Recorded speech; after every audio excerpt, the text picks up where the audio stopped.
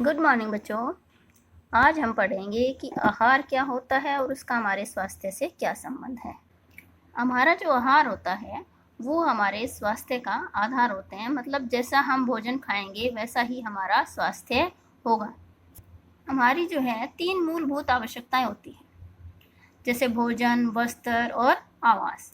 इनमें जो भोजन है वो सबसे अधिक महत्वपूर्ण माना गया है। जिस प्रकार एक गाड़ी को चलाने के लिए ईंधन की आवश्यकता होती है, उसी प्रकार हमारे मानव शरीर को सुचारू रूप से मतलब अच्छे से चलाने के लिए, काम करने के लिए जो है भोजन की आवश्यकता होती है। तो बच्चों बताओ, हमें खाने की जो है ज़रूरत क्यों होती है? हम खाना क्यों खाते हैं?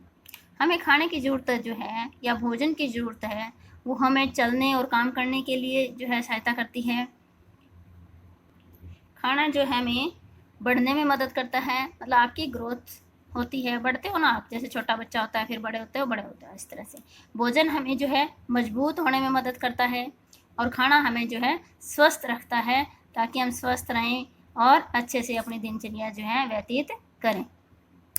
हमारा जो मानव शरीर है वो अनेक क्रियाएं करता है, जैसे आप चलते हो, दौड़ते हो, उठना, बैठना, खाना, सांस लेना, इस तरह की जो क्रियाएं हैं वो दिन रात मतलब चलती रहती है हमारे शरीर में। तो इन सभी क्रियाओं को करने के लिए हमें किसकी ज़रूरत होती है? ऊर्जा की। और ऊर्जा कहाँ से प्राप्त होती है? हमें इन खाने से, मतलब भोजन से मिलती है। तो हमें अच्छी ऊर्जा के लिए अच्छा भोजन चाहिए।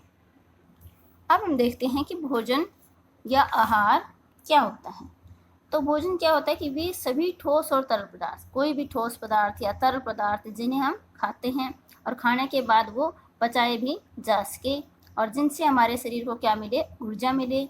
और जो हमारे शरीर की वृद्धि के लिए सहायक हो वो क्या कहलाते हैं? भोजन कहलाते हैं। जो हमारे मतलब शरीर के लिए लाभदायक हो, हमें ऊर्जा भी प्रदान करे, खाने के बाद पचाए भी जा सके, तो उन ठोस और तरल पदार्थों को क्या कहा जाता है? भोजन कहा जाता है। भोजन से हमें विभिन्न पौष्टिक तत्व प्राप्त होते हैं जो हमारे शरीर को स्वस्थ रखने के लिए सहायक होते हैं। अब देखते हैं कि भोज्य पदार्थ क्या होते हैं जो हम खाने में लेते हैं, भोजन में लेते हैं। तो वो क्या होते हैं? भोज्य पदार्थ कहा जाता है। भोज्य पदार्थ होता क्या है कि जिनमें उपस्थित पोषक तत्व जो है आसानी से, जो विभिन्न पाचक रस होते हैं हमारी बॉडी के अंदर, उनमें घुलकर जो है शरीर के जो रक्त प्रवाह, मतलब ब्लड का जो सर्कुलेशन होता है, उसके एक अगर हिस्सा बन जाते हैं तो वो भोज्य पदार्थ हमारे लिए यूज़फुल होते हैं। जैसे ग्लूकोज है, नमक है, ये जो है घुलनशील होते हैं और डायरेक्ट मतलब हमें एनर्जी देते हैं और डायरेक्ट जो है ब्लड में मिल जाते हैं। इसीलिए जब कोई बीमार होता है तो उसको ग्लूकोज दिया जाता है। तो भोज्य पदार्थों में उपस्थित जो पोषक तत्व होते हैं वो विभिन्न एंजाइमों के द्वारा विखंडित होने की योग्यता रखते हैं। मतलब जो हमारे शरीर के अंदर जो विभिन्न पाचक रस होते हैं उनके द्वारा वो टूट जाते हैं बॉडी के अंदर जाके। कई तरह के जो पाचक एंजाइम है वो जब हम खाना खाते हैं तो उनके ऊपर कार्य करते हैं। जैसे दाल है या कोई भी हम अनाज खाते हैं तो खाने के बाद क्या होता है? वो छोटे छोटे टुकड़ों में विभाजित हो जाता है, टूट जाता है, जिससे वो आसानी से पच सके। जबकि जो रेशेदार पदार्थ हम लेते हैं, विशेषकर जैसे सेलुलोज है, तो उनके ऊपर जो है पाचक रसों का प्रभाव नहीं पड़ता और वो बिना मतलब विखंडित हुए, टूटे हमारे शरीर से बाहर निकल जाते हैं।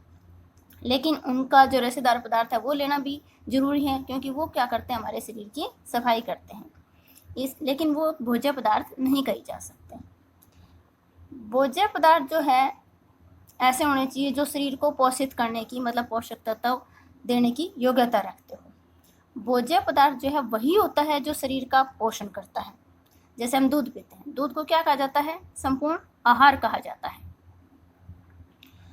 दूध पीने के बाद क्या होता है कि वो छोटे छोटे मतलब भागों में बंट जाता है। उसका जो है मॉलिक्यूल जो होते हैं दूध के, वो टूट जाते हैं और फिर हमारे शरीर का जो है वो निर्माण करने में या जो हमारी बॉडी के जो लाभदायक रस होते हैं उनको प्रदान करता है। जबकि कई प्रकार के जो सेक्रीन होते हैं वो शरीर में किसी प्रकार से भी लाभदायक नहीं होते, इसलिए उनको क्या है? भोज्य पदार्थ नहीं कहेंगे। तो इसलिए भोज्य पदार्थ क्या हुआ कि जिनमें जो उपस्थित पोषक तत्व है अगर वो आसानी से हमारे पाचक रसों के अंदर घुलकर अगर हमारे रक्त का हिस्सा बन जाते हैं तो वो भोज्य पदार्थ कहलाते हैं। भोजन का जो है हमारे स्वास्थ्य से जो है गहरा संबंध होता है। शरीर को स्वस्थ रखने के लिए, क्रियाशील बनाए रखने के लिए प्रतिदिन जो है हम आवश्यकता अनुसार जो हमें क्या करना चाहिए, पौष्टिक भोजन करना चाहिए। जैसे कहा जाता है कि जो है स्वस्थ शरीर का राज क्या होता है, संतुलित आहार होता है। आहार जो है मानव की जो है शारीरिक है, मानसिक है, मनोवैज्ञानिक है, सामाजिक, नैतिक कार्य करने की जो है शक्ति हमें किससे मिलती है, वो अच्छे खाने से ही, संतुलित खाने से ही मिलती है। अगर हमें संतुलित भोजन नहीं मिलेगा, अच्छा खाना नहीं मिलेगा, तो मनुष्य क्या है, उसके स्वास्थ्य पर बुरा असर पड़ेगा। अब हम देखते हैं कि स्वास्थ्य क्या होता है। स्वास्थ्य जो है प्रत्येक मनुष्य का जो एक महत्वपूर्ण उद्देश्य होता है, जीवन में लक्ष्य होता है कि उत्तम स्वास्थ्य प्राप्त करना। उत्तम स्वास्थ्य जो है मतलब अगर हर मनुष्य चाहता है कि उसका जो है स्वास्थ्य सही रहे, तो इसके लिए WHO ने मतलब वर्ल्ड हेल्थ ऑर्गेनाइजेशन ने एक डेफिनेशन दी है, इसकी परिभाषा दी है कि केवल मनुष्य में किसी रोग का न होना ही स्वास्थ्य नहीं है। मतलब कोई रोग ना हो वही स्वास्थ्य नहीं, बल्कि उसका शारीरिक, मानसिक और सामाजिक रूप से संतुष्ट होना उत्तम स्वास्थ्य कहलाता है। मतलब वो आदमी जो है कोई भी हो, वो शारीरिक रूप से संतुष्ट मतलब स्वस्थ हो, मानसिक रूप से भी शारीरिक रूप से स्वस्थ होने का मतलब है कि उसके कोई बीमारी ना हो, उसका शरीर जो स्वस्थ हो, अच्छे से वो काम कर सके। मानसिक रूप से स्वस्थ होने का मतलब है कि हमारे जो सोचने समझने की शक्ति है वो अच्छी हो, तर्क वितर्क करने की शक्ति अच्छी हो, हमारा दिमाग जो है हमेशा मतलब अच्छा सोचे, नेगेटिव ना सोचे। और सामाजिक रूप से संतुष्ट होने का मतलब है कि हम जिस समाज में रहते हैं उस समाज में सबके साथ अच्छे से रहें। तो ये सब जो है अच्छे स्वास्थ्य की निशानी होते हैं। तो उत्तम स्वास्थ्य के आधार क्या हैं, संतुलित भोजन, स्वस्थ शरीर, उत्तम वातावरण और मानसिक शांति।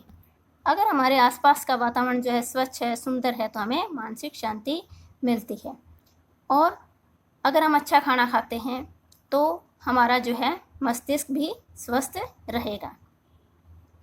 और अच्छा खाना जो अगर खाते हैं तो हमारी फैमिली भी जो अगर स्वस्थ रहेगी तो सारे खुश रहेंगे। कहा जाता है ना कि स्वस्थ शरीर का आधार किसको कहा जाता है, संपूर्ण आहार को कहा जाता है। अगर हम संपूर्ण आहार लेंगे, स्वच्छ आहार लेंगे, तो हम सब स्वस्थ रहेंगे और हमारी फैमिली भी खुश रहेगी।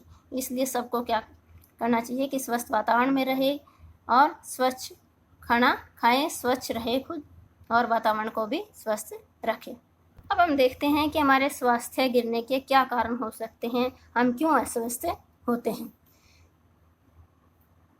तो हमारे स्वास्थ्य जो शरीर में है, जो पौष्टिक तत्वों की कमी अगर हो जाएगी तो हमारा जो है स्वास्थ्य जो है अच्छा नहीं होगा। तो इसके क्या कारण हो सकते हैं, एक तो जो है संतुलित भोजन के बारे में अज्ञानता होना, कि हमें जानकारी ना होना कि संतुलित भोजन है क्या, इसीलिए आपको बताया जाता है, पढ़ाया जाता है कि संतुलित भोजन क्या होता है। दूसरा जो है प्रति व्यक्ति भोजन की कम उपलब्धता। तो जहाँ गरीबी है वहाँ पे जो है अगर प्रॉपर पूरा खाना नहीं मिलता तो भी वह कमज़ोर हो सकता है, अस्वस्थ हो सकता है। दूसरा हो सकता है कि प्रति व्यक्ति आय में अगर कमी है, जिनकी आमदनी कम होती है तो उनको भी जो है पौष्टिक भोजन मिलने में कठिनाई हो सकती है। शारीरिक कार्य जो है क्षमता में कमी आ जाती है, कई बार हम शारीरिक कार्य प्रॉपर नहीं करते तो भी हमारा जो है खाना अच्छे से हजम नहीं होगा, तो हमारा शरीर भी स्वस्थ नहीं होगा। वृद्धि और विकास में रुकावट होना, अगर हमें पौष्टिक भोजन नहीं मिलेगा तो हमारे शरीर की वृद्धि और विकास में भी रुकावट होएगी। अगर हमारे आसपास का वातावरण जो है वो प्रदूषित है, अच्छा नहीं है, तो भी हमारे स्वास्थ्य पर प्रभाव पड़ता है और व्यक्ति क्या है जल्दी जल्दी संक्रमण का शिकार हो जाता है अगर वह स्वस्थ नहीं है। तो व्यक्ति अगर रोगग्रस्त है तो भी वो जो है अच्छा खाना नहीं लेगा, और अगर अच्छा खाना नहीं लेगा तो वो जल्दी से रोगों से मतलब रोग उसके लग जाते हैं।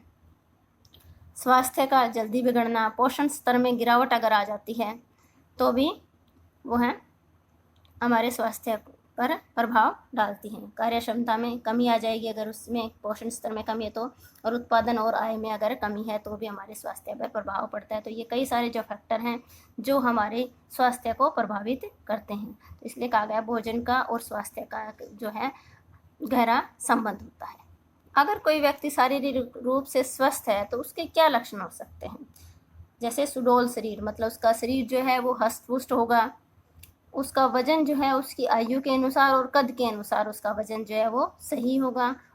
उसकी जो है स्वस्थ व्यक्ति की शारीरिक रूप से स्वस्थ है तो उसकी वृद्धि भी अच्छी होगी, उसकी चमड़ी जो है साफ चमकीली, और मतलब उसमें नहीं तो क्या है कि जल्दी झुर्रियाँ सी हो जाती है या रूखी रूखी सी त्वचा हो जाती है अगर स्वस्थ व्यक्ति नहीं है। तो अगर स्वस्थ व्यक्ति होगा तो उसकी चमड़ी जो साफ है, चमकदार, उसकी आंखें चमकदार होंगी, बाल चमकदार होंगे, और शरीर के जो है सभी अंग ठीक से कार्य करेंगे उसके, और उस व्यक्ति की जो भूख और नींद भी अच्छी होगी। अगर किसी के ये लक्षण है तो हम कह सकते हैं कि वो व्यक्ति शारीरिक रूप से स्वस्थ है। तो आज हमने आहार और उसका स्वास्थ्य से क्या संबंध है इसके बारे में जानकारी हासिल की। तो आशा करती हूँ कि मेरे द्वारा जो दी गई जानकारी है वो आपको समझ आई होगी, और अगर अच्छी लगी हो तो प्लीज़ लाइक एंड सब्सक्राइब ज़रूर करें। धन्यवाद।